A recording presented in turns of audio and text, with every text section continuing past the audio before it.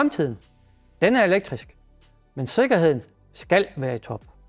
Elektricitet kan være farlig, så derfor er det vigtigt med korrekt brug af stik og stikkontakter. I Danmark er der 2 typer af stik med 3 forbindelser.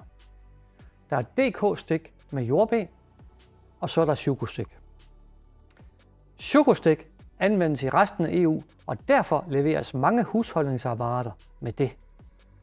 Et Shuko-stik passer ind i en DK-stikkontakt med jordben, men det er ikke optimalt i forhold til sikkerheden. Beskyttelsen mod fejlstrøm fungerer nemlig ikke, når der ikke er forbindelse til jord igennem stikket. Sørg altid for, at apparater, der kræver jordforbindelse, har den korrekte tilslutning. Du kan bruge en særlig adapter til det.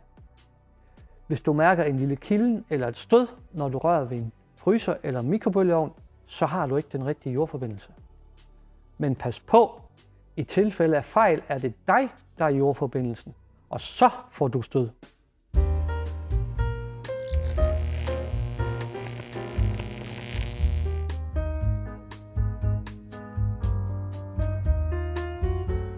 Husk, jorden kalder, når det gælder elsikkerhed.